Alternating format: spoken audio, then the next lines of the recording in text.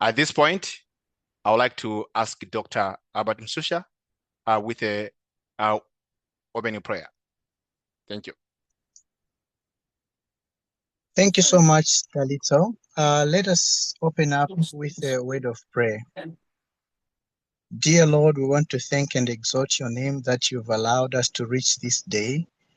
We do acknowledge that you gave us the strength, insight, and wisdom in preparation towards this. We want to thank you because of our nation, Malawi.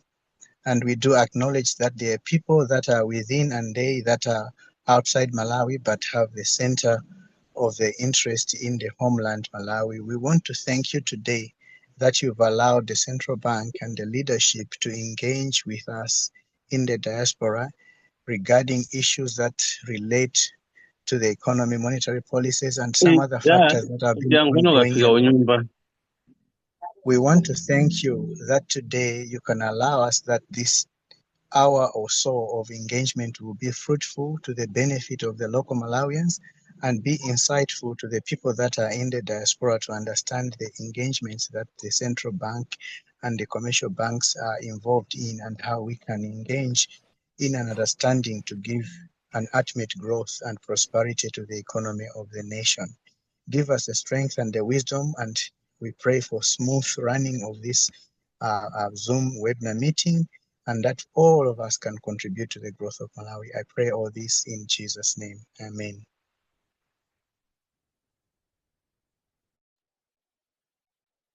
Amen. At this point, I would like to invite my co-MC, Mr. Chalo Mvula. Thanks very much, Dalito. Let me thank each and every participant who's joined in this meeting. This is really a very important engagement that the Reserve Bank is going to have with the diaspora. Let's not take it for granted, but let us especially thank the governor himself, Dr. Mwale, for making himself available to engage with us as the diaspora. There's quite a lot of issues going on at the moment, and it's a crucial time to have this discussion. There are issues regarding Forex. There are issues about the state of Malawi economy. There are issues about the remittances from the diaspora and how we can deal with the black market. So I think this is the perfect time that we can discuss, share ideas, and hear what the Reserve Bank has in store for us as the diaspora. To get this going, I would like to introduce one of the organizers to give introductory remarks, but also to welcome the governor to address us. And then thereafter, the questions will follow. So I'm going to call Reverend Patso Mainala to introduce the governor. Thank you.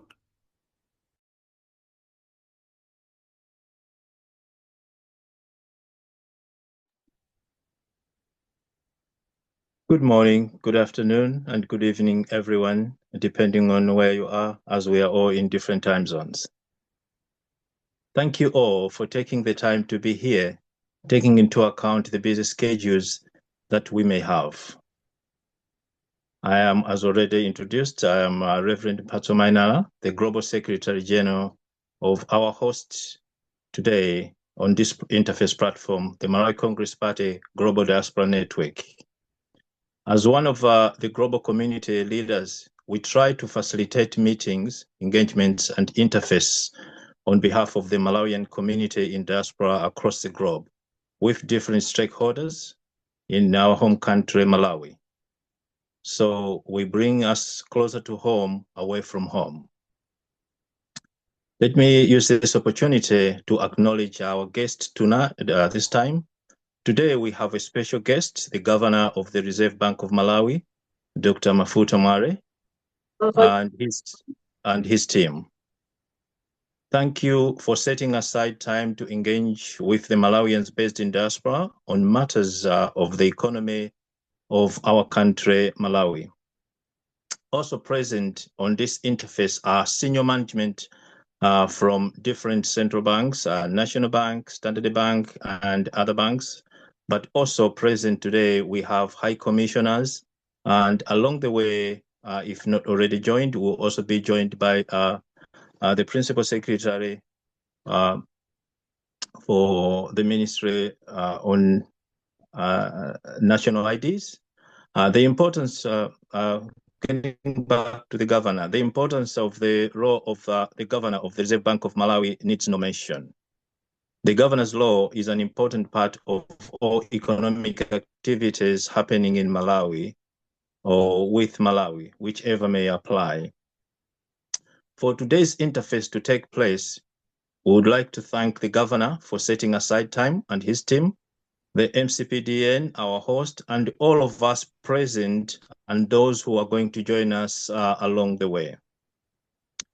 Again, the purpose of this meeting comes with understanding that we have shared goals. We believe this meeting is going to be fruitful as we focus on economic issues to do with Mother Malawi. Having the governor present today, it creates an opportunity to hear from the horse's mouth on the general economic outlook of Malawi, areas affecting the diaspora, and also areas diaspora can positively engage on. It is a great opportunity that we should use to engage with our governor and his team. This gives us, again, an opportunity to hear what is being done in driving the economy forward and therefore enhancing economic growth. Today, we have the opportunity to hear about the outlook, on future outlook, also on economic areas that are directly and indirectly affecting the diaspora.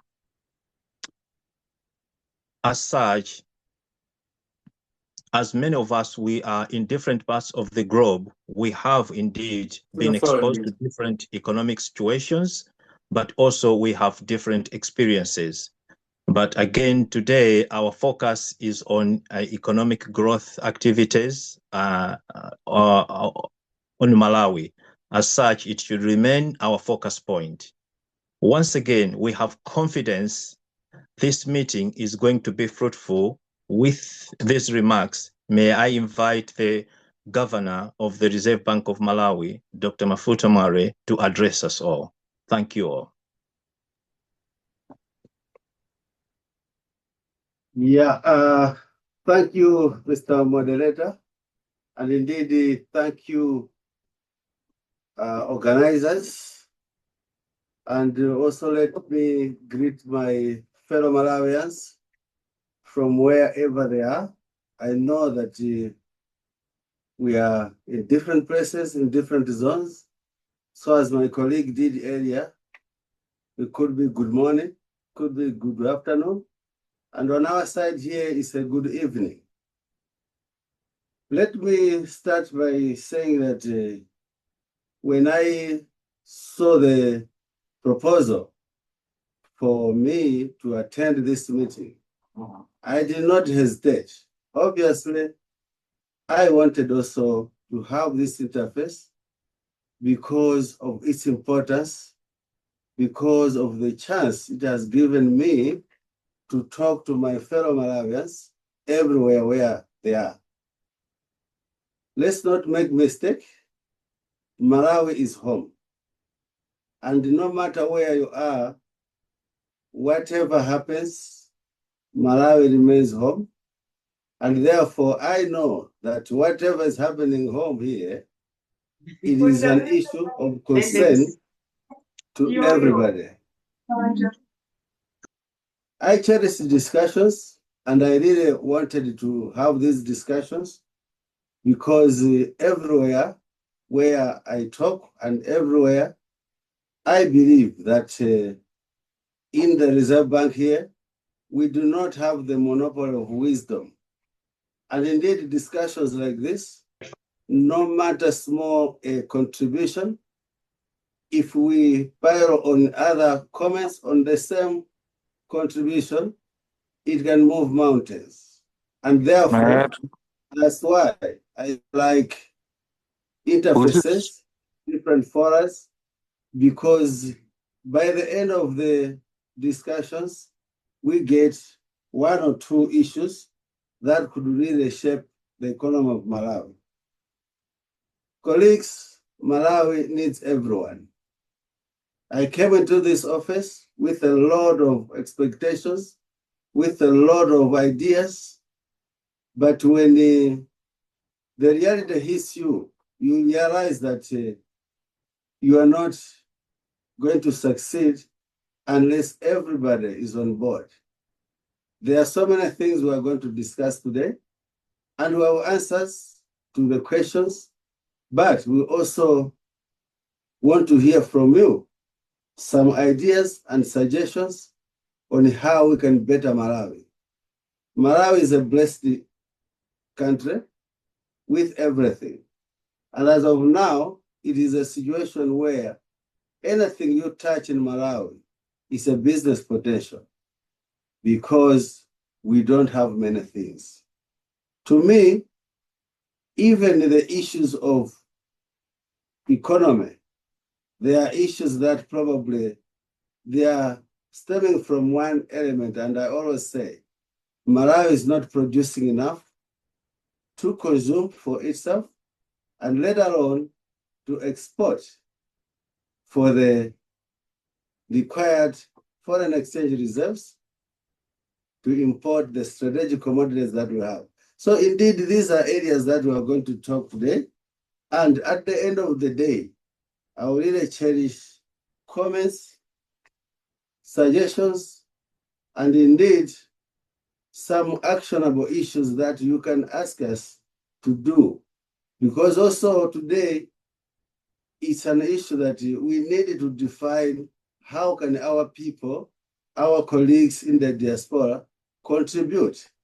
There are countries, colleagues, which have built cities. There are countries which in the time of need, they have rallied around their diaspora, and diaspora have engulfed the economies and be able to sustain such economies. We can mention countries later on, and I have a lot of information on how the diaspora has really helped the countries. To us, coming to statistics, the economy is not okay. And I should be the first one to admit. But that's why I say we need everybody. As of now, we are grappling with a very high inflation rate.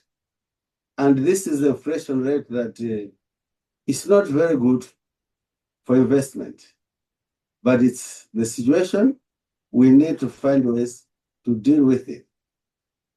We have very low reserves to the extent that occasionally we can't even import the most strategic commodities that we prefer to have on a daily basis. This is fuel, and we have categorized the 4 issues: fuel, fertilizer, pharmaceuticals, and of late, we have even included data, mobile data, because it is very essential in Malawi. If you don't support MNOs, mobile network operators, there is a problem that we can't communicate. So these strategic commodities, you see, they are very important, and we need all the Forex because we don't produce them locally.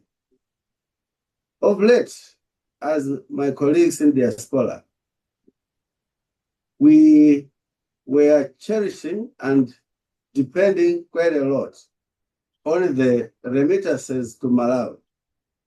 But of late, trends have shown a little bit southward in terms of amounts. And I can tell you, the year 2024, we recorded negative 18 million net flows.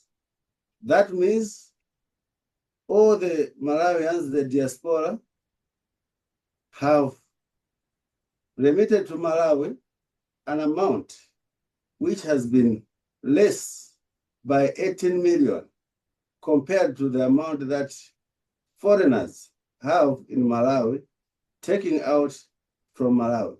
So a net inflow of negative 18 million is what the statistics are giving us. Added to that, it means our foreign exchange reserves were hit, but also as a country, I always say this statistic, we do import more than we do export. And statistically, from 2002, we have been importing closer to 303 billion worth of imports, but our exports have hung around 1 billion. So the question is, how do we finance the rest of the imports? Malawi has relied on borrowing. Malawi has relied on donors supplementing the very little that we produce ourselves. It's not a good situation, and you can always agree with me, ever-changing global economy, there has been a change, and probably it is a time that Malawi should not even rely on such kind of support. And with me here, my friends are actually tired of hearing this. We need Malawi to depend on its own.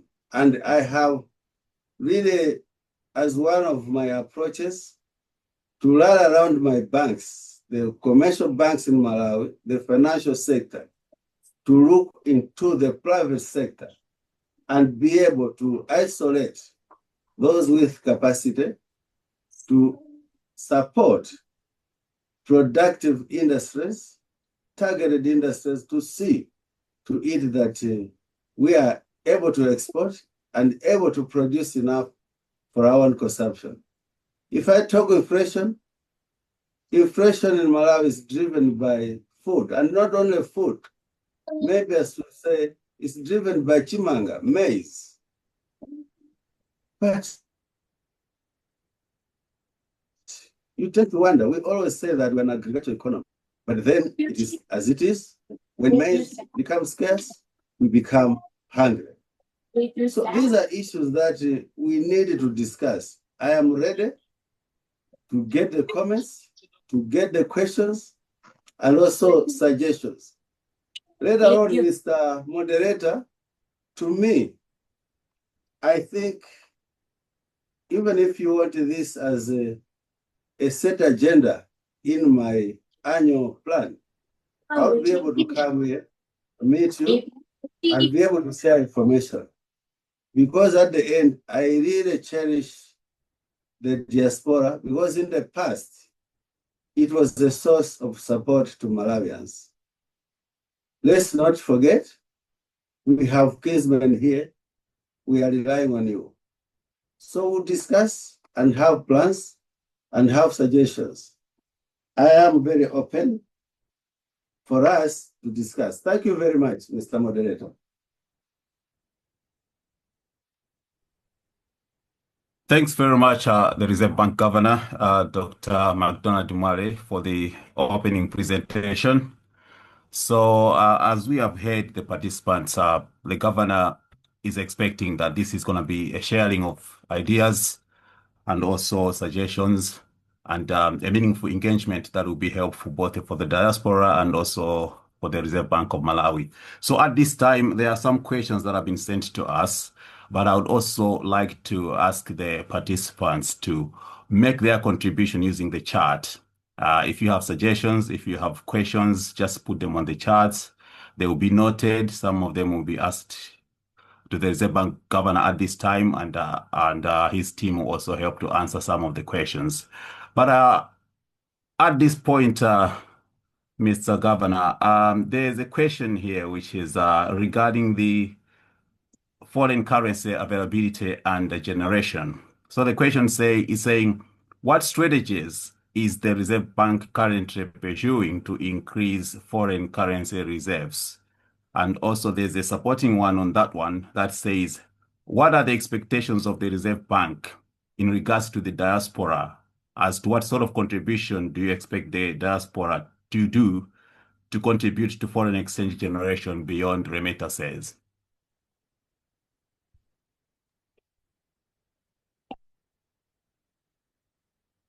Did I take those ones?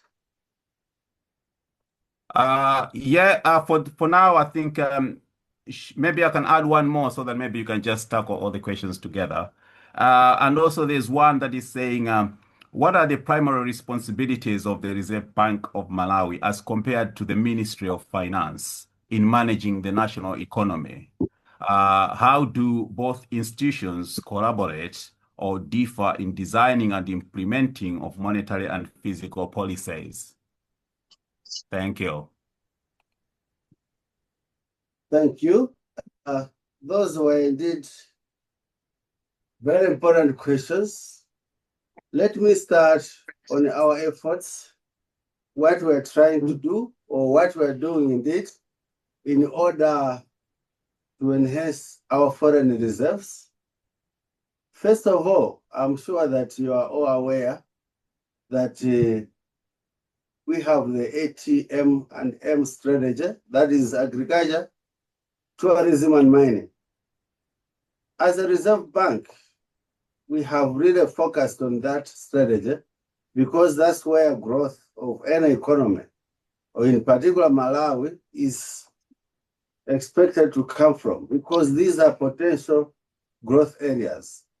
So when I studied the numbers, I discovered that, as we say, Malawi is an agricultural economy, and there's potential in tourism, and there's potential in mining. But we realize that the most important sector, which is the financial sector, its contribution or engagement with the three areas I've talked about was really not quite strong. We call it financial intermediation, whereby we look at how much are the banks lending to the private sector, especially in this growth area category. So it was not very impressive. And we decided to go on the road to discuss with the banks and to discuss with the private sector and indeed the MDAs in these areas to come up with targeted projects, which we have indeed done. And we have sit down and have allowed the banks to give us what is it that they want to see in this, in policy-wise, in order for them to move into these areas, because that's where growth, that's where export generation will come from. We have collaborated very well, and I'm sure that probably if one or two of the central banks will, we have a number of projects which we have deliberately challenged them, and I'm sure now all the projects that we had, is this okay?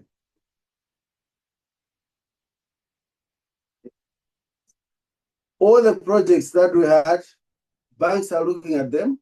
To me, number one issue is to make sure that the private sector is capacitated enough to be able to assist us. This has just been a talk. That's why we have gone to be a targeted kind of approach. The second issue, in Malawi, is the issue of, it's not that the Forex doesn't come to Malawi, but we need to see how the little Forex in Malawi is safeguarded for the right purposes and to go into the right hands. So there are a number of policy changes that I've done to make sure that as an economy, we value or we get the value of our exports. As of now, I was talking to my directors, we have closer to 100 million. People have exported, but they're not bringing back home proceeds.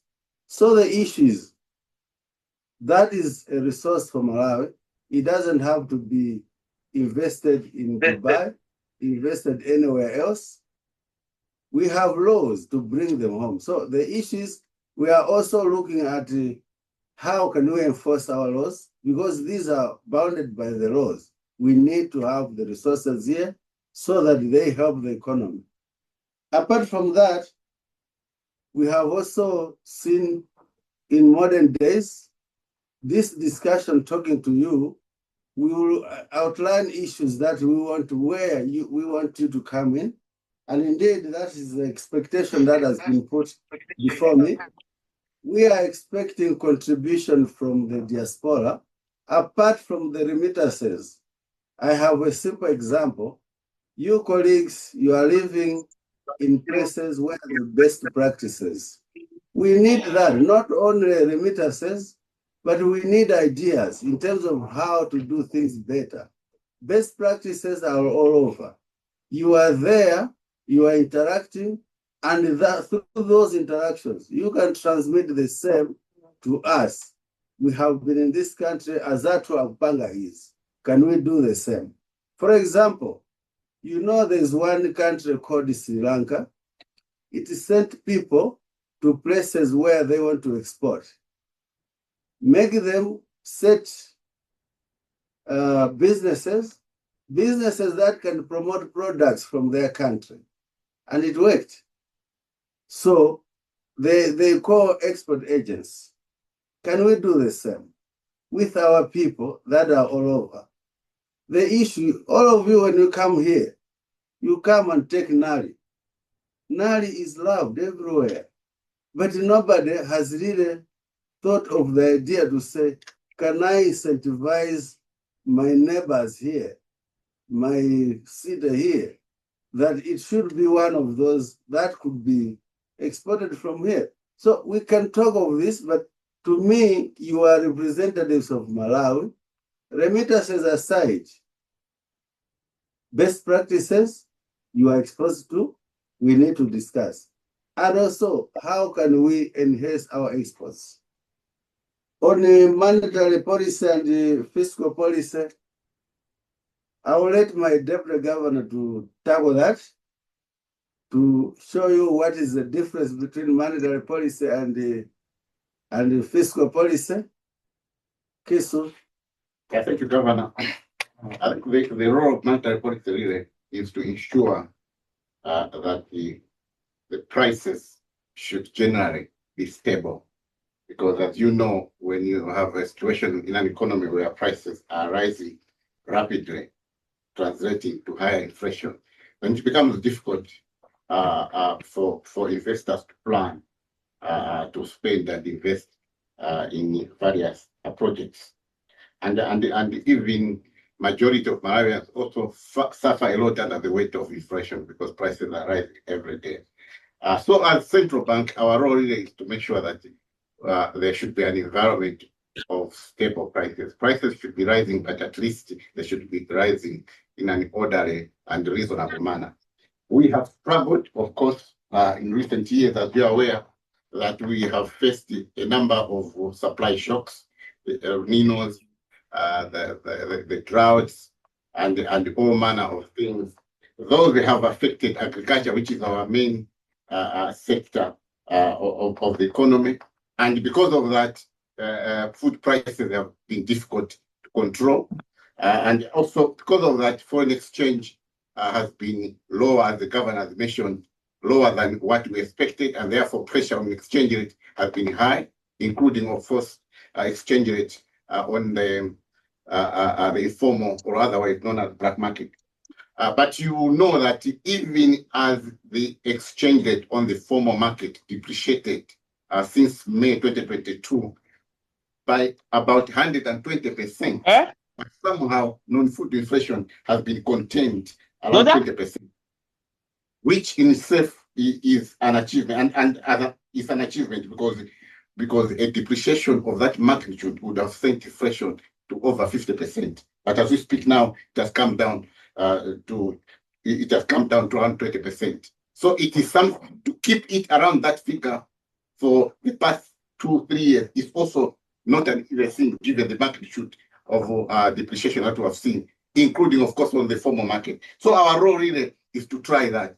And then we expect our colleagues from the fiscal side, because their duty is to mobilize revenues and ensure that money goes to relevant sectors. But in doing that, they should make sure that their borrowing is contained, because if it's significantly higher, then it also affects demand and also affects prices in general. So they are playing their role, but you would understand that in a situation where we have seen a lot of natural disasters, revenues are lower than expenditures, and therefore borrowing is supposed to be high. At the same time, what we get from donors in terms of donor support has been declining in recent years. And because of that, pressure on the part of government has been higher to borrow. So to some extent, their role to help in stabilizing prices has been limited. And that has also affected us as Reserve Bank to control the pace at which prices are rising.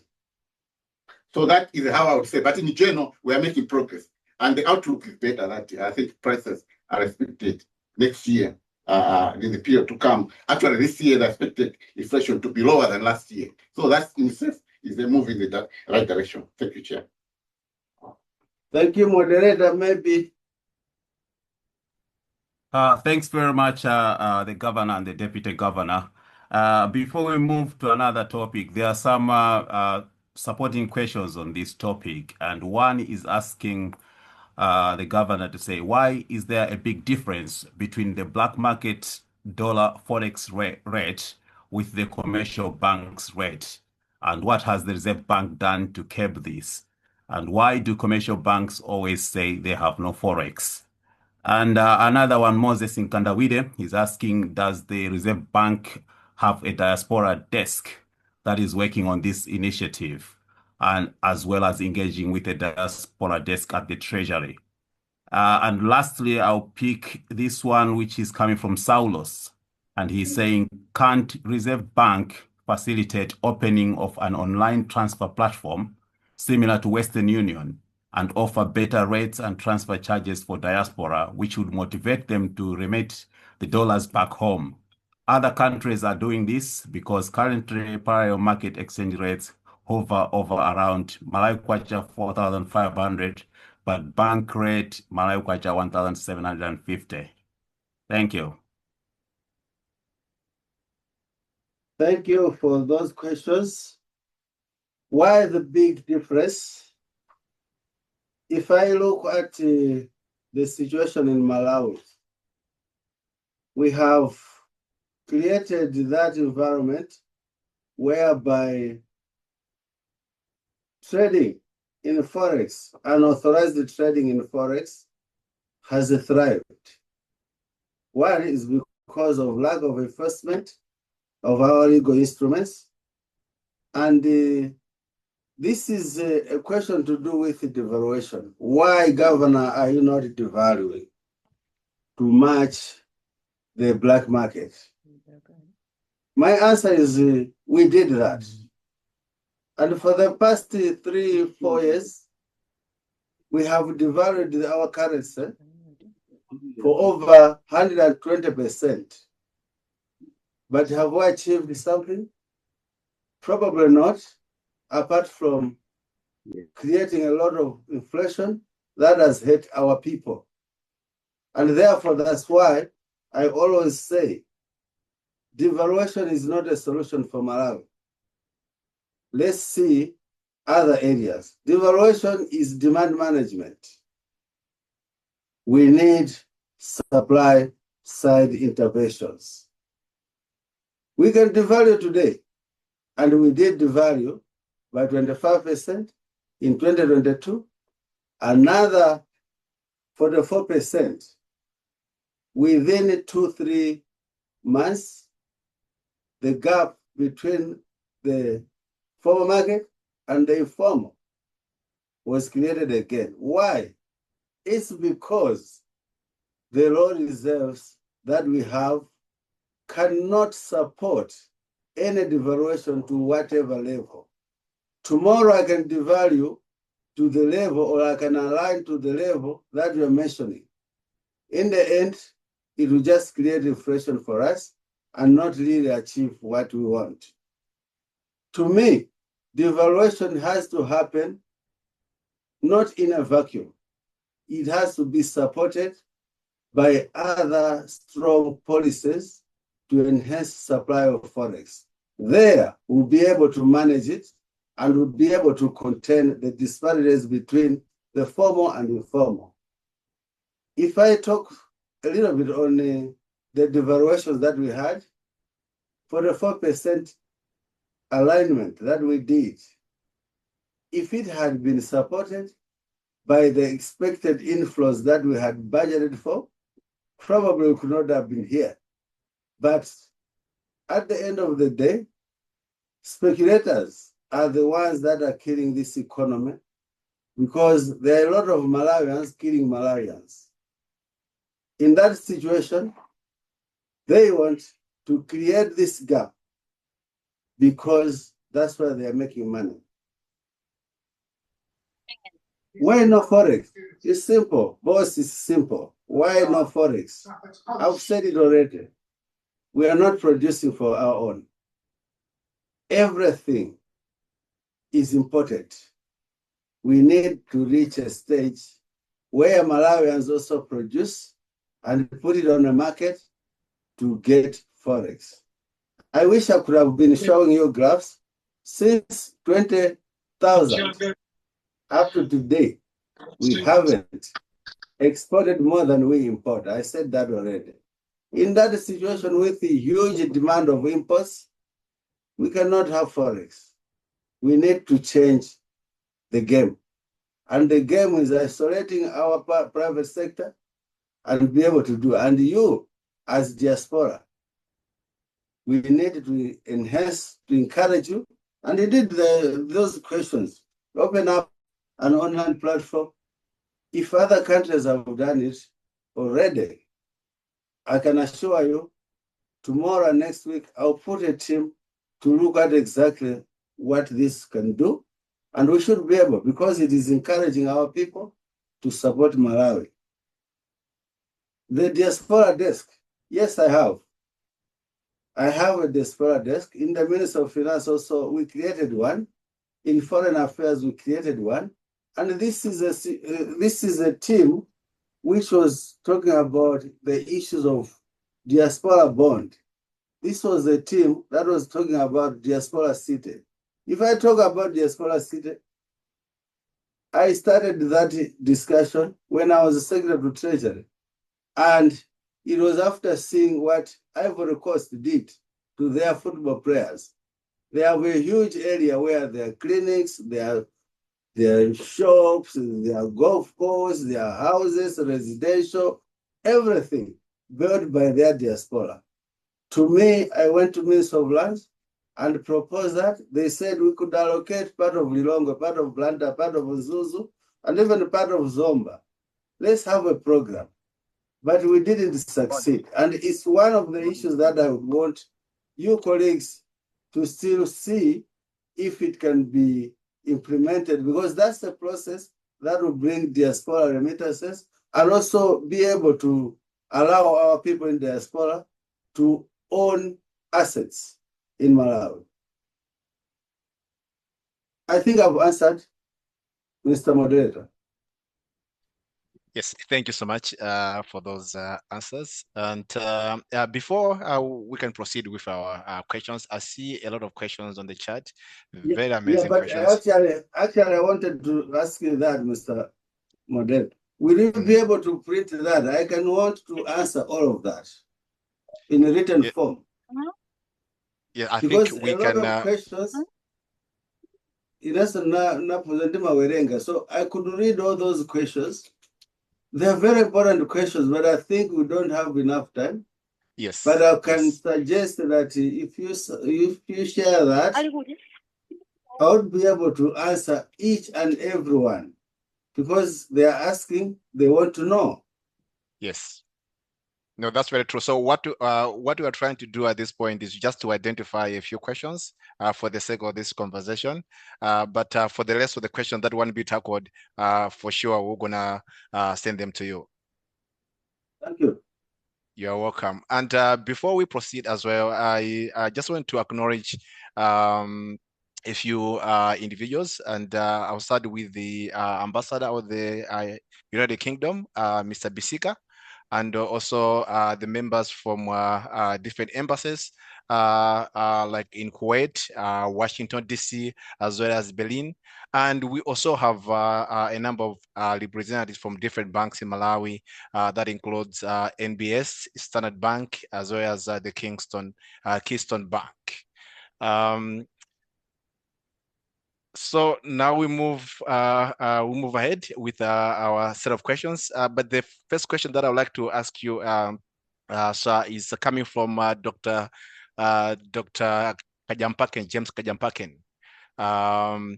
Could the Reserve Bank elaborate on the extent to which recent inflationary pressures beyond food costs are being influenced by factors such as currency depreciation, fiscal pressures, and the monetization of government deficits? In addition, how does the bank assess whether the ongoing foreign exchange shortages are a short-term liquidity challenge or indicative of broader structural issues, including limited export diversification, governance constraints, and policy inconsistencies? Thank you. Thank you very much. To elaborate on the inflation, which pressures, actually Malawi inflation is very, what should I say, is very peculiar. I'll tell you, the first thing is, as we have said, it's largely driven by food inflation and especially maize. As of now, colleagues, if we had all the maize that were produced on the market, we couldn't have been experiencing such high prices of maize. There is a group of people with a lot of money which create artificial scarcity so that they justify prices, higher prices. If all the maize was on the market right now, I don't think the price could have been this. The maize has been bought, wiped, kept, waiting for the lean period where it has to happen. And we know them. We know this is what is happening. There was a question there, how are you talking to Minister of Agriculture? It is exactly on that one, because as a country, there's one thing that we want to do to make sure that a good amount of proportion of our maize should be in the hands of government institutions, as they do in other countries, so that at the right time, we make that food available to people. The other element that I have observed to be a real cause of inflation in Malawi, most people don't want to believe it, but I call it social media shock. We are on social media. We have seen a lot of misinformation. Governor has devalued my signature of my former boss with my name as an announcement. That, colleagues, have an impact on inflation, because somebody in the little corner of Chikwawa, Sanje, Karonga, Chitipa, will just increase prices based on that misinformation. And it has trickled down to everywhere, and it makes inflation management difficult. Of course, we know how to counter that. We have to be there also on the social media to be able to continue denying and giving information so that those issues, the impact of misinformation, should be managed. This, whether we like it or not, those fake news do kill our people with inflation. Yes, the issue also monetization, and you asked fiscal pressures and monetization of the deficits is indeed one of the areas where we could explain the increase in our inflation. Why? Is because money supply tends to increase. In a situation where money supply, a lot of money has been pumped into the economy. If there is no production, you can see demand of our produce, the little that is there will increase. But because of the money supply, it will be able to cause inflation. And money supply kind of creation is largely through maybe the deficits that our government would create, because we have to pump in a little bit more resources. We call it net credit to government. Once that happens, because government's expenditure is largely on social support, providing social services to its people, not mostly to do with growth, it has inflationary impact. So indeed, we see those parties, and it is up to us to see how, again, we can use the same supply. You could see if this country produces one, people, we will be able to generate Forex. We will be able to have enough food that could reduce inflation. The Forex could also cushion us away from foreign inflation pressures. But at the same time, a lot of production leads to a lot of increased revenue generation by government. Therefore, the impact of deficit on inflation could not be there. So production, if we just zero in on that, encourage each other to produce, all of these targets or variables could be addressed. And we need to have that situation. Savory. I didn't.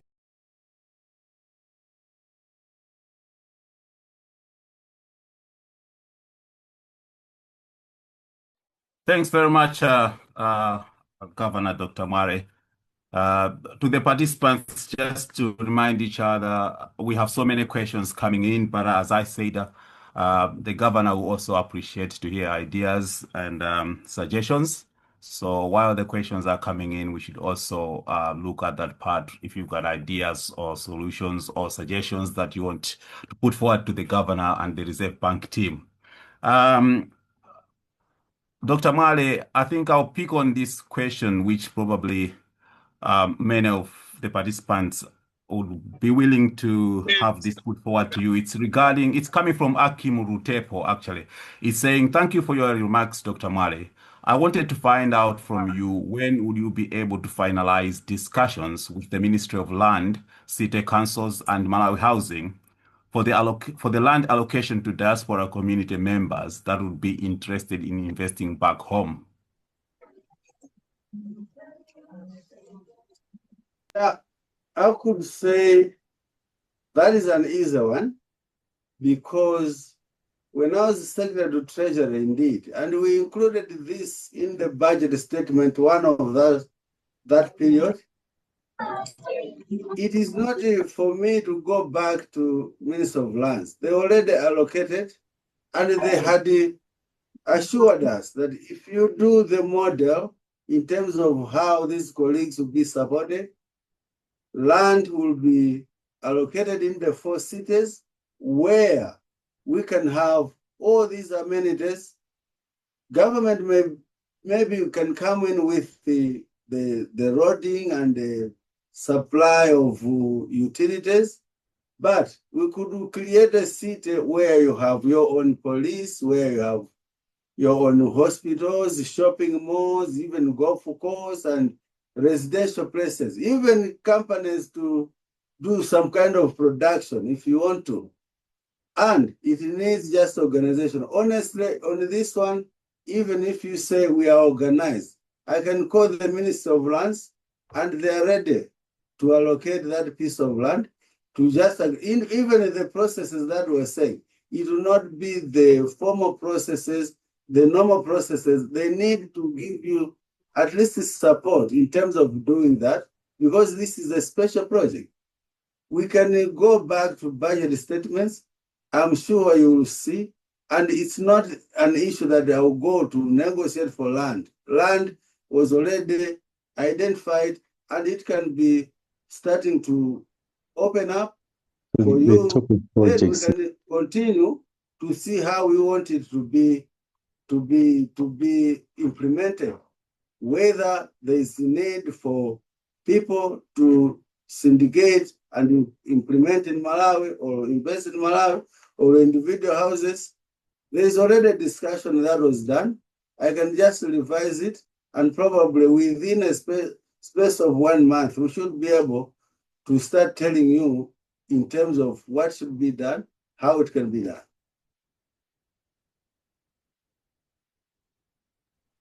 Thanks very much.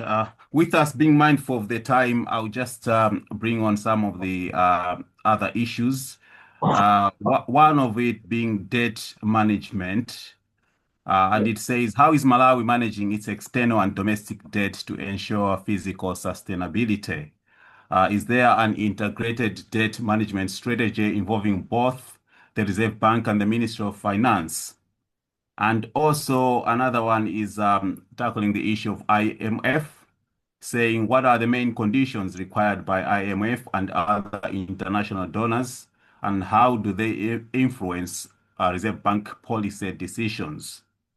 And how can the diaspora help ensure that the international funding and programs align with Malawi's development priorities? Thank you. Thank you. Yeah. External debt.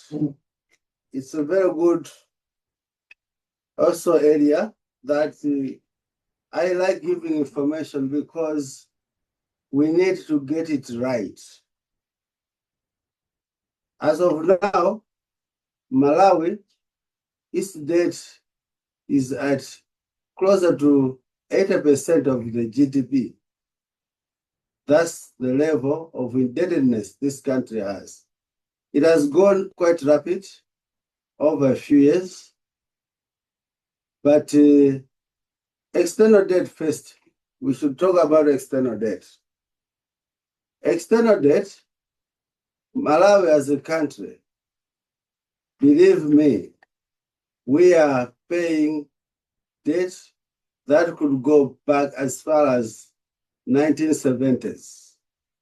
They used to borrow long term, where the payments are a little bit small, but for a long time.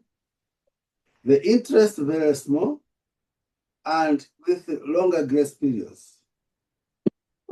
But all of things will shape up to say probably the debt now started being shorter in terms of maturities and also slightly expensive.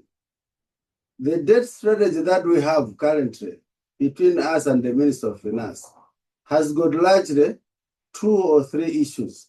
One, we have completely stopped borrowing commercial loans. These are loans which are very expensive for a country. We only focus on loans that we call concessionary. Concessional loan is a loan that has got interest of not more than 2%.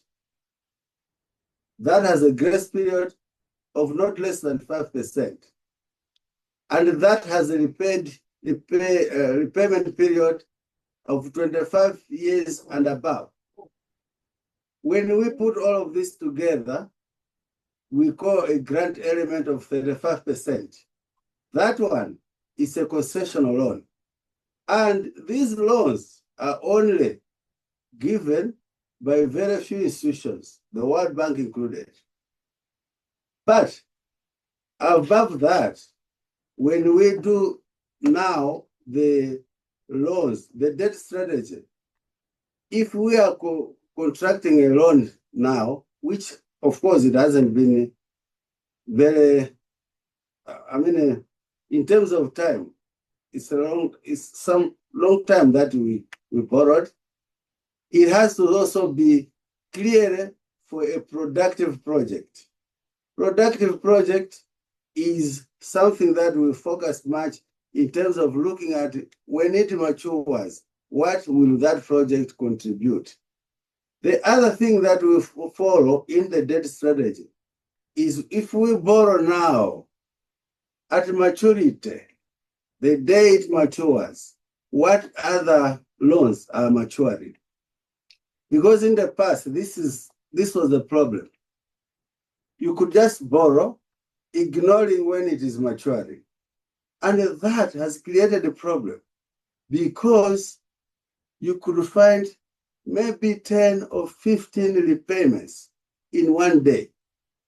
That gives pressure to the current fiscal budget because you need to, one thing that we have is on debt as Malawi, indeed as many governments, you can't just default.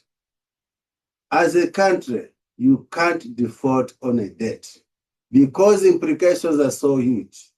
One is that our banks cannot borrow from outside. Even corresponding banks, those that they do trade with, they start shunning away from our banks.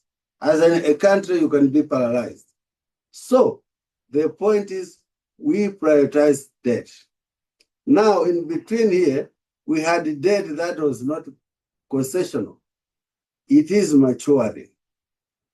Added to those old ones, because there was no issue of looking at where it is maturing, colleagues, you could have a day where you could have close to 350 billion, Malawi, that is, maturing in a day. Yet, on average, your revenues do around, monthly revenues do around 200. How then do you pay? Apart from that, you need to also pay the wages, the pensioners, and government has to still move. So this is a period where most of that debt matures. We will see if we continue shutting away from borrowing, maybe we'll come to a time when these payments will be slightly low. But as of now, the debt strategy is indeed for those three issues. You look at where it matures, it is maturing. Don't borrow commercial loans, and also look at borrowing for a productive issue.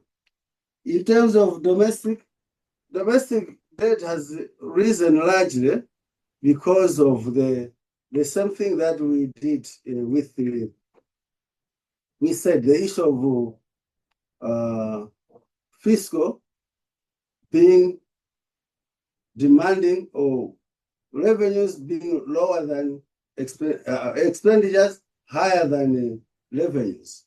Largely because if you look at the government budget, colleagues, there is about 85% of that budget which has got the issues that you can, as ST, you cannot default. I mean, you cannot delay, because these are what we call mandatory expenditures, including wages and salaries, pensions, and even interest on the debt that we are paying. So because of this, if you ask the NAST to cut your budget, it's only going to cut the 15% of it. That is paralyzing the government. But this you can't cut, you can't delay, and you can't defer, because they are what we call mandatory.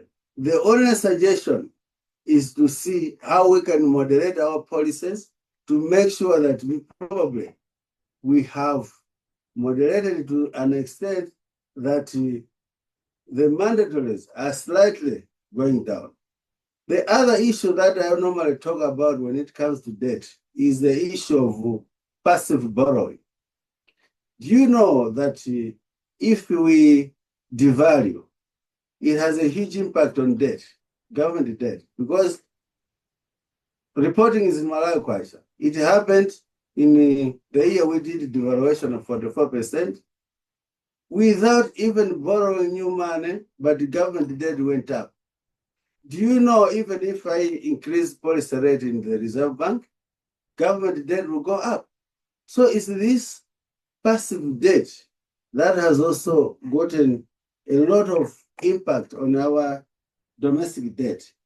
IMF conditions and really we had a big issue in terms of IMF conditions, largely because we borrowed money in 2017, 18, 19 from regional banks, which was not concessional. One of the issues that was a condition for us to continue on the ECF was that we need to have this debt restructured.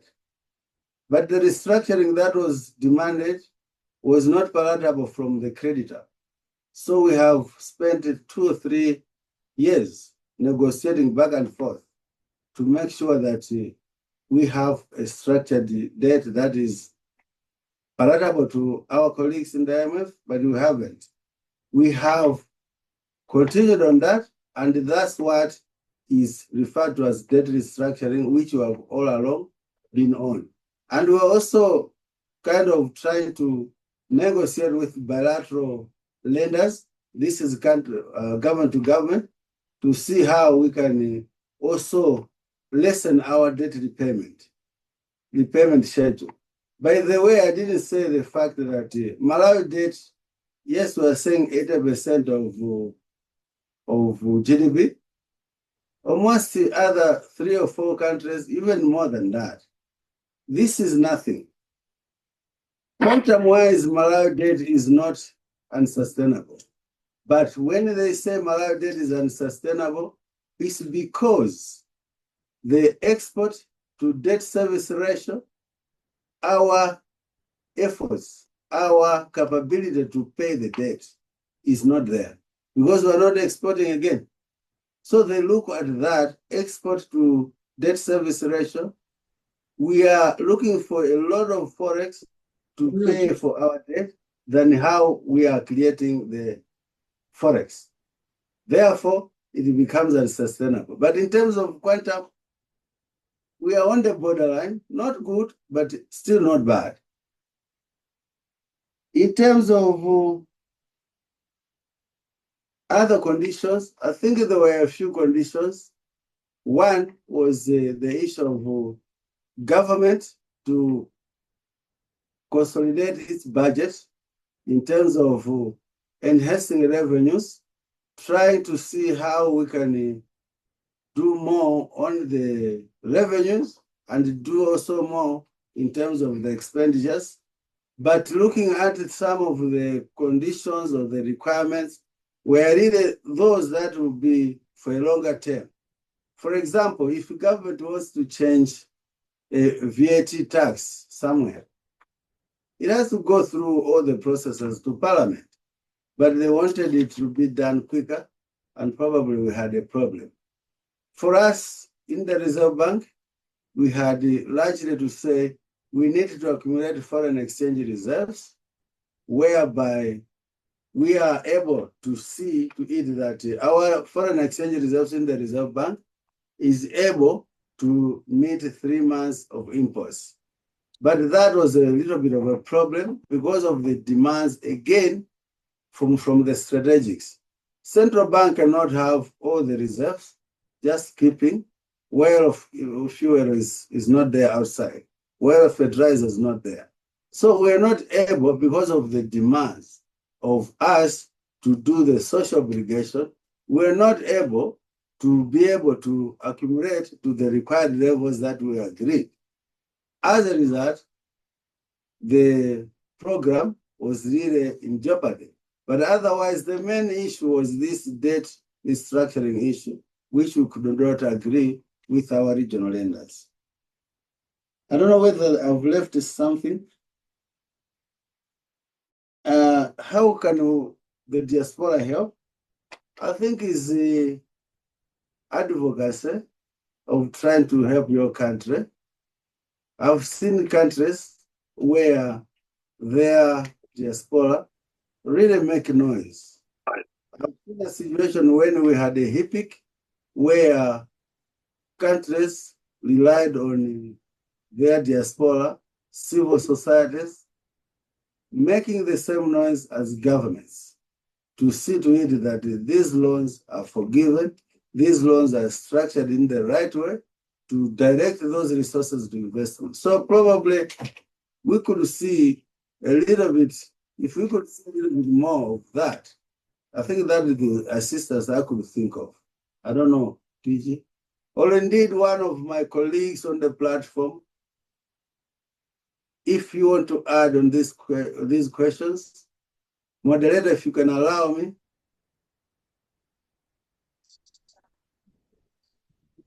Seems no, I pass on to you.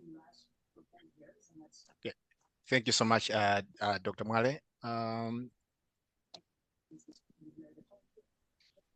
I don't know if there's anybody else from the Reserve Bank who would like to complement to what the governor just commented. All right, so I'm gonna proceed with a few set of questions. Our governor, the diaspora community has repeatedly reached out to the Minister of Finance regarding the introduction of diaspora bond, but so far there has been little movement. Given the strong potential for such a bond to harness diaspora savings for national development, what concrete steps can the Reserve Bank of Malawi take to advance this initiative, and how can we accelerate progress in collaboration with relevant stakeholders? And the other question is about enhancing Reserve Bank and ministry powers. Are there reforms underway to strengthen the Reserve Bank of Malawi and the Ministry of Finance in monitoring and preventing the mismanagement of public resources? What legislative changes might be necessary? Thank you. Thank you. I didn't invite anybody maybe from government, but I could try to attempt the diaspora bond. There was a committee here which had gone around to meet our colleagues in the diaspora. This was really supported locally to say we need to have a diaspora bond where we can allow our colleagues to invest. But this committee was led by Foreign Affairs, Minister of Finance, and even RBM was included in that committee. But the final reports that we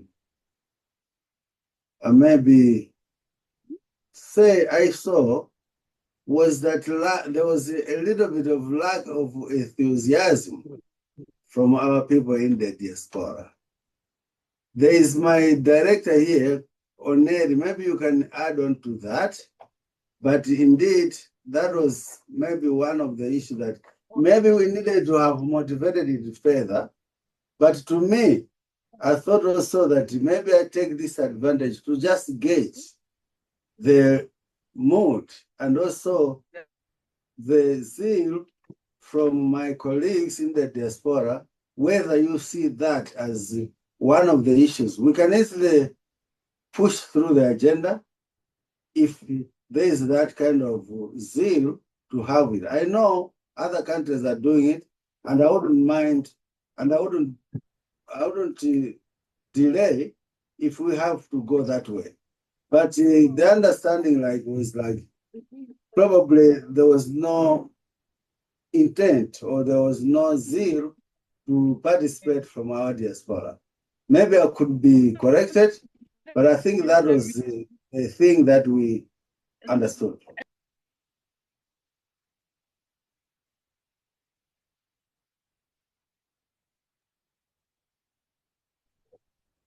Thanks In very much. terms of- All right, yes. No, you can go ahead, Yeah, Governor.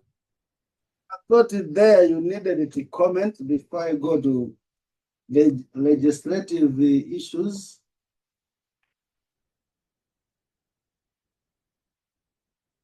Thank you, Governor. Yes. Yes. Okay. Yeah, thank you, Governor. Yes, thank you, Governor, and everyone on the platform. Indeed, Governor, you've said it all. we didn't see that enthusiasm on the part of our colleagues in the diaspora space on the diaspora bond. But also what we've also seen, Governor, last year, we had with the commercial banks, we had come up with some incentives with regard to the diaspora account. And also on that one, Governor, we haven't seen that zeal and enthusiasm in participating in that space. Thank you, Governor, and thank you, everyone. Thank you. So, Mr. Moderator, do you have the zeal that we should pursue this? Yeah, thank you so much for that feedback. So I have a follow-up question to this. How was that enthusiasm quantified? Because I myself am in diaspora, and we know we've been requesting for this for quite a long time, even within the committee that I'm involved in, and none of the committee members were involved in terms of that survey or that process where maybe the Reserve Bank or the ministry was involved in gauging the enthusiasm from the diasporans. So my question once again is, how was that quantified? Yes. Oneli, did you have the survey? Yeah, this was done, Governor, with the ministry. So when we had engaged the ministry to hear the feedback, we were told that they had conducted a survey. They engaged a consultant. They conducted a survey. So maybe we could do. Maybe just get the further information from the consultant that was engaged. So it might have been that maybe there were other people who were surveyed, but I cannot confirm that. But it was the ministry had engaged a consultant in that one. Thank you. Thank you. Do you mind if you can? There was a consultant who had maybe a go around to assess the feasibility or viability of having that. And really, the results weren't very encouraging. Unless there is, probably, to me, I think we could not have stopped because of that, because that just meant we are not doing enough of engagement.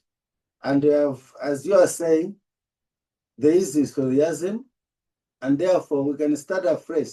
Everything is already in place in terms of the viabilities of, in terms of how it can be done. So if there is just as a resolution from this discussion that you are ready, or indeed you can mobilize our Malawians, I think count on me.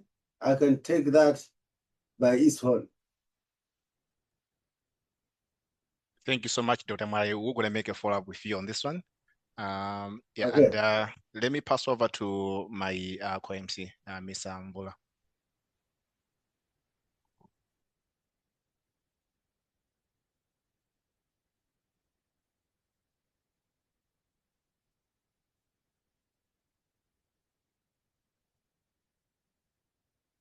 You are mute.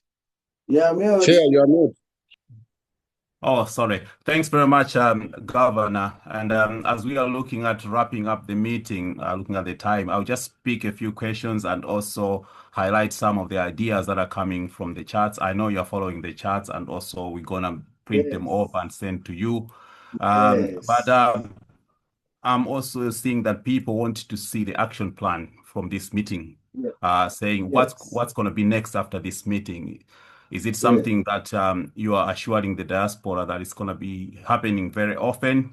Are you going to leave the possible contacts on how the diaspora can follow up on whatsoever you have said at this meeting?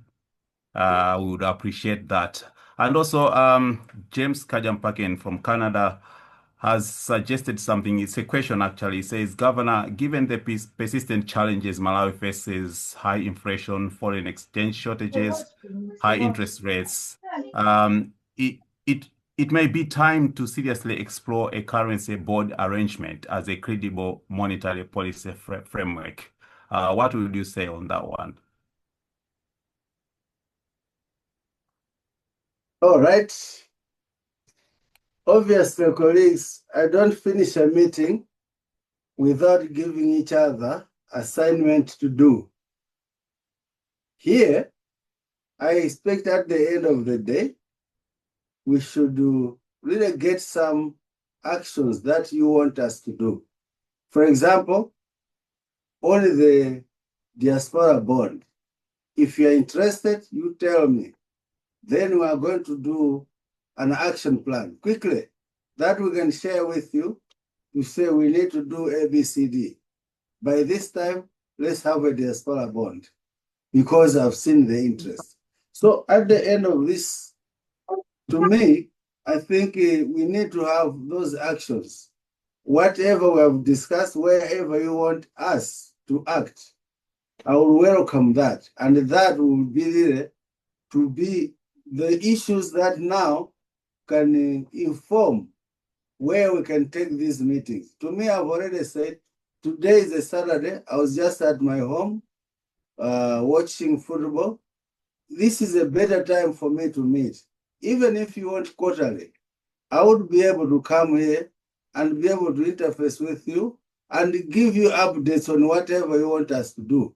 Because where we can't do because of laws, because of that, we'll be able to explain, to say, we are doing this, we have a hiccup there, can we do that?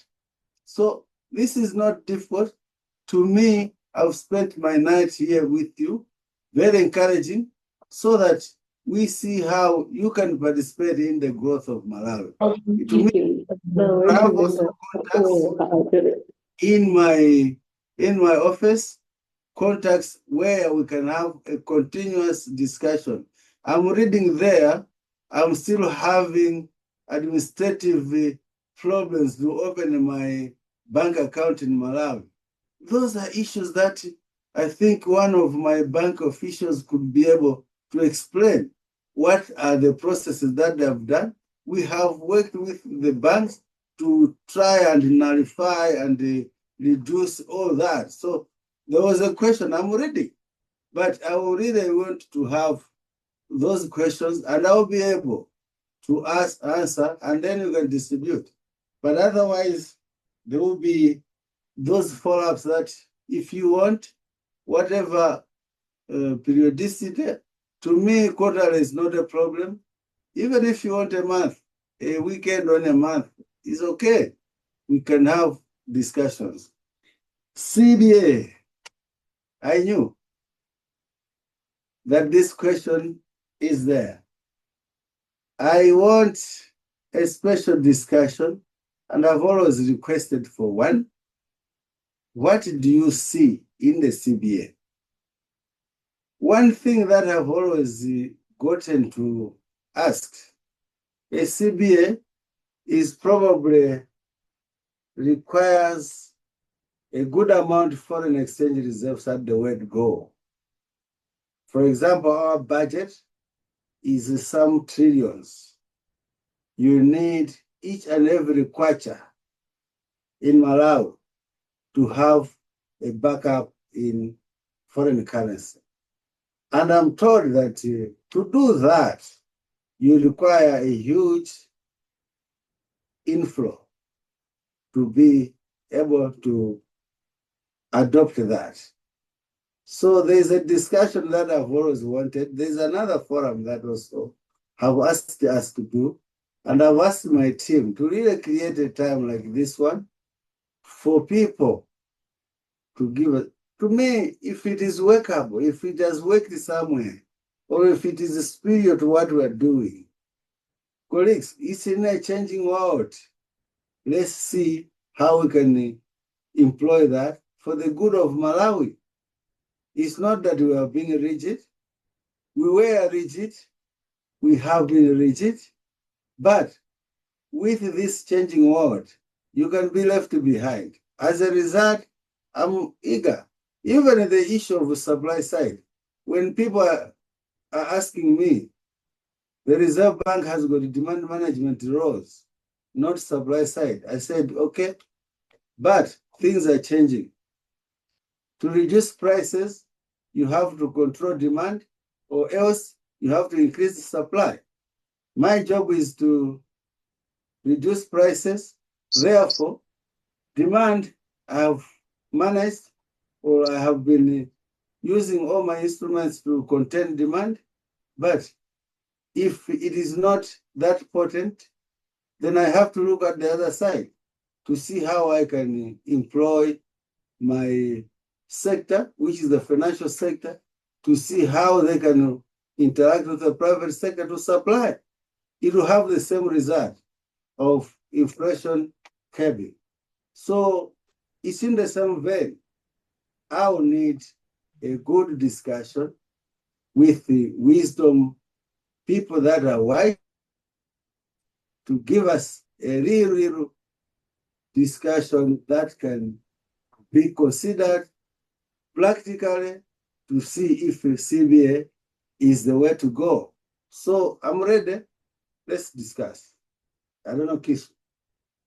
Yeah, just to add to what the governor mentioned, we have listened to those that are advocating for the current support arrangement, and we believe that the principles of the current support management would indeed help in stabilizing the economy. But where we differ is at implementation, given the challenges that we're facing. What the CBA is saying is that when it is introduced, it means that we should set aside foreign currency that should be able to back our currency circulation, which is currently around 1.5 trillion kwacha, or reserve money, which is currently around above 2 trillion kwacha at the current exchange rate, and that those reserves should sit somewhere just to help us to back that huge amount of kwacha. And when you calculate that, it means we need to back reserve money, we need about $2 billion. Have it set somewhere and just standing there idle, while we have other money, other foreign exchange to meet our import needs. Now the question now becomes, where do we get that money? Where can we get it without any interest, and how and which donor can give us for free? That's the question that we're asking. And which country in Africa has ever benefited from that? That's the question we're asking. If they can help us, those questions, we would be the first one to adopt that, because our job here would be lessened, would be relaxing, because we would have a lot of foreign exchange on us to help to manage the CBA. But otherwise, and mind you, when I'm talking about the currency circulation, the 2 billion I'm talking about, it's assuming that we have a positive position in terms of foreign exchange. But you know that as a country, actually, our position is negative. So if we take that into account, then it means that we need more than 2 billion to back our currency circulation or our reserve money. It's a huge task. If they can help us to identify where that money will come and to sit somewhere, and also help us to have more reserves to meet our import needs, then I think would be good to go. Thank you. Thank you, Mr. Moderator. Thanks very much, the governor and the deputy governor. Just to highlight, Mr. Governor, I think the issue of diaspora bond is generating interest, and it's if we can ask that if it can be revisited, the diaspora will appreciate that. And also the issue in regards to the black market, I think there's a lot of interest in the diaspora to be using formal channels. And we had an interface with the Minister of Finance at the time, and at the time we also brought this issue, because we are willing to help the government, we are willing to work with the government and use the formal channels. But if the Reserve Bank is not supporting us on that, the only alternative becomes the black market. So if you can look at that and probably work with us and try to find a solution on how you can accommodate us, the diaspora will appreciate that. In the meantime, there's quite a lot of questions still coming in, but looking at the time that is available, if I would ask you, Mr. Governor, if you have any closing remarks, maybe to sum up on some of the questions that you have seen, you can just cover some of them and answer provide the answers as part of your closing remark, and then we can see what we can do after that in terms of the action plan. But also let me take this opportunity to thank you, because you've made yourself available, that you'll be able to engage the diaspora even on a monthly basis. We don't take that for granted, and we thank you, and we will be arranging for that to be happening. But in the meantime, Mr. Governor, I'll ask you if you can provide a closing remark covering some of the questions that are on the chart. Thanks very much. Thank you, Mr. Moderator. Indeed, we are coming to a close, but I can tell you I still have got energy. But because we have busy schedules, we will end at this today. And I look forward to have another discussion of the same. Some of our colleagues are not able to attend today, but if you want to have this as a set agenda, I'm ready, because I haven't given you the information that I expected, because maybe time is limited, but we need to be talking these issues. These issues are Malawian. Information is important. People with information make good decisions. For example, on this issue of using formal channels, let me just say, I welcome that idea, because I know, apart from the 18 negative net flows, as a country, we used to receive from your colleagues a total of closer to 200 million, or about just above 200 million every year. But in 2024, that figure dropped to 74 million. It's not that you are not sending money home, but it's because you have informal channels that are faster, that are easier to use, but a little bit risky. But those ones have really affected us.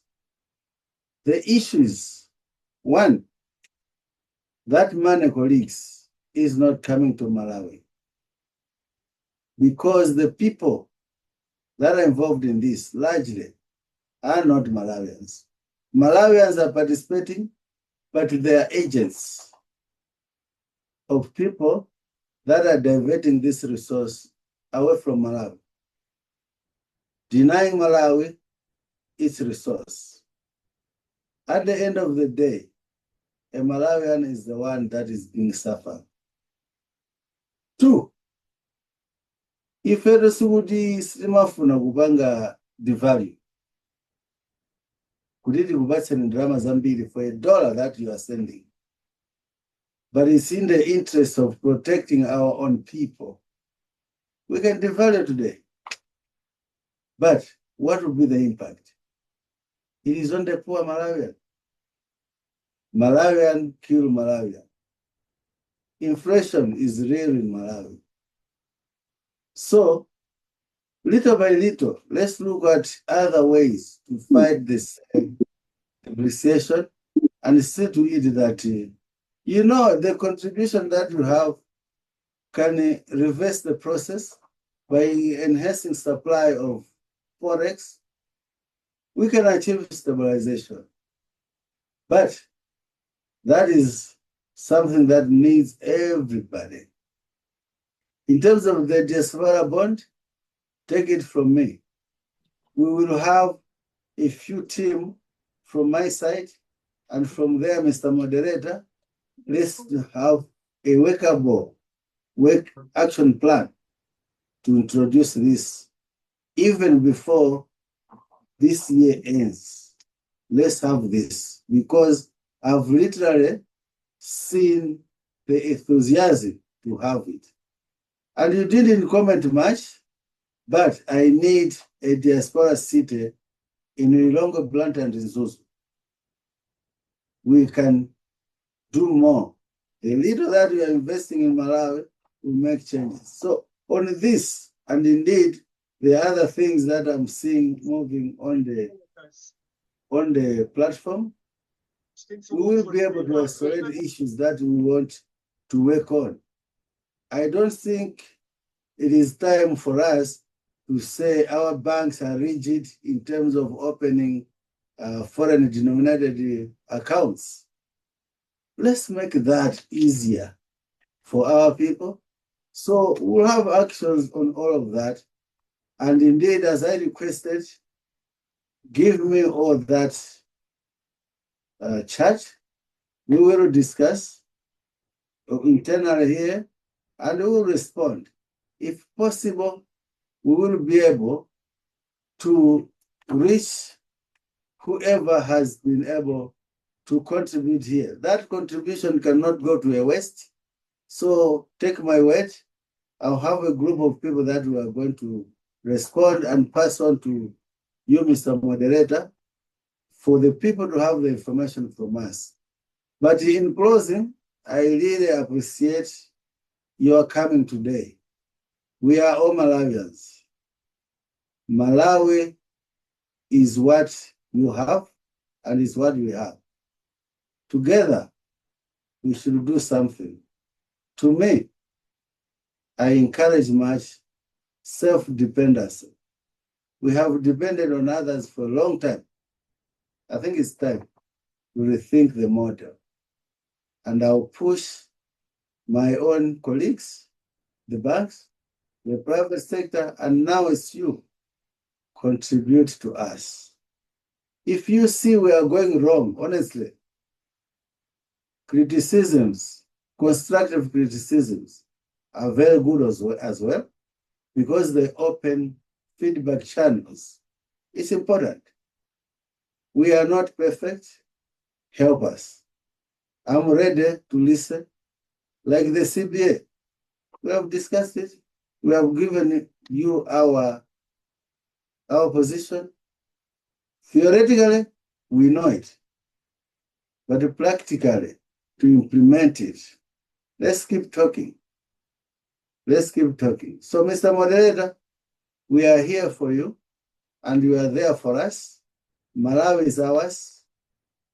Here, you have kinsmen that are looking forward to a better life.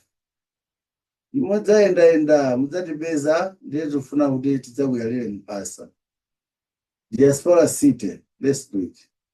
Diaspora bond, let's do it. Thank you.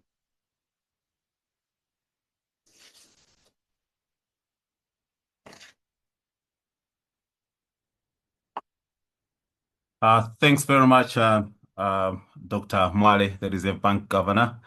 At this point, I would like to call the chairman of the organizing team to say a closing remark. If I can call Reverend George Limbani Pili, please. Thank you. Your Excellencies, the Governor of the Reserve Bank of Malawi, distinguished ambassadors, government officials, representatives of commercial banks, and all esteemed participants. On behalf of everyone here, I wish to extend our sincere gratitude to the Governor for his time, for answering our questions in detail, for his commitment and maintaining open dialogue, including variable suggestions of holding these meetings on monthly basis or quarterly. I also wish to acknowledge and thank the ambassadors, government officials, and representatives from commercial banks who have joined us today. Your presence and contributions underscore the importance of much stakeholder collaboration in addressing our economic challenges. For those who could not join the session in real time, the full recording will be available on YouTube. In addition, all questions posted in the chat will be compiled and shared with the Reserve Bank for follow-up. Let us continue to build on the spirit of constructive engagement and partnership as we work towards sustainable economic solution for Malawi. Thank you all, and I look forward to our next discussion. And thank you for the organizing committee and also from the Reserve Bank. Back to you, Chalo. Thanks very much, Reverend George Limbani Pili. Once again, thanks everybody who joined in this meeting, and thanks the Reserve Bank team for making yourself available. This marks the end of our meeting, but before we close, we opened with prayer, and we're going to close with prayer. So I want to call Alex to close with a word of prayer. Alex, please.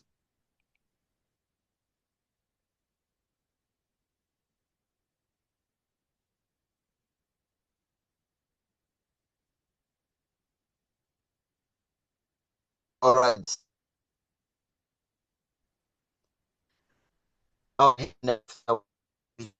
For each yes.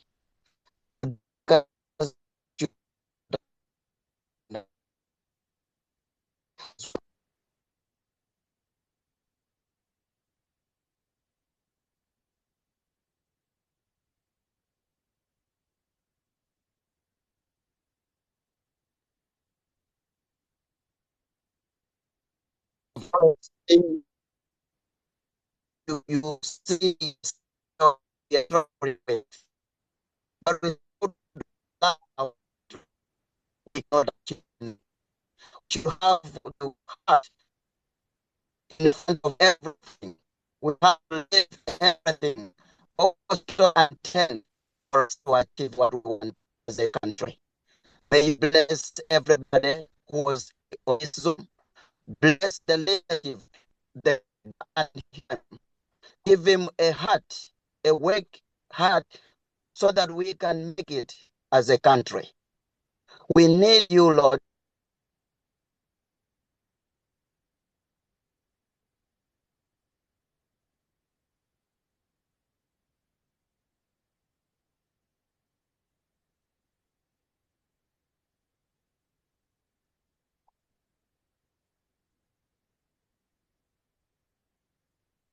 Right. Thanks very much, Alex, for the closing prayer. We appreciate that. Once again, this marks the end of our meeting. Myself, on behalf of the organizers, and also my colleague Dalitso, my colleague as an MC, would like to thank all of you who participated in this meeting. As the governor highlighted, everything that's been written in the chart will be forwarded to him. And if there's any follow-up that you need, we'll make sure that we are in touch with the Reserve Bank, and they'll make sure that they are available for the diaspora. So let's make this a meaningful engagement. From now, let's this be a starting point, and going forward, we should carry on with this so that we can do something better for our country, Malawi. So at this time, again, once again, for all those that participated, this marks the end of the meeting, and thank you. Thank you. Bye-bye. Thank you. Thank you. Thank you very much. Thank you. Thank you. Thank you Thank very you, much. Bwana Bajalo. Thank you very much. Thank you. Thank you. Thank you. Bye-bye. Thanks a Respect. lot. Zikomo. Yes. Bwana Good Jalo, enough. Bwana Jalo Mfula. Thank you. Thank you. Thank you. Bye-bye. Thank you. Bye-bye. Diaspora team, can we meet on the Diaspora team, can we meet on the other desk for debriefing? Diaspora team, can we all meet on our desk? Yeah, the organizers, please remain behind for the catch-up.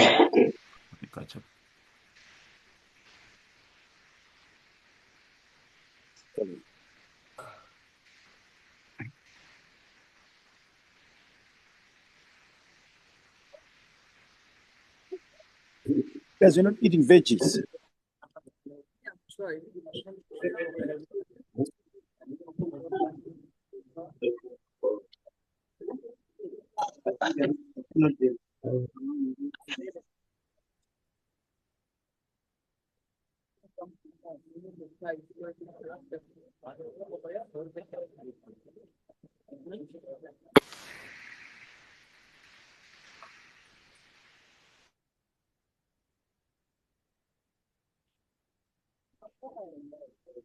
George, is it possible to just end the meeting and then the members of the organizing committee can be joined?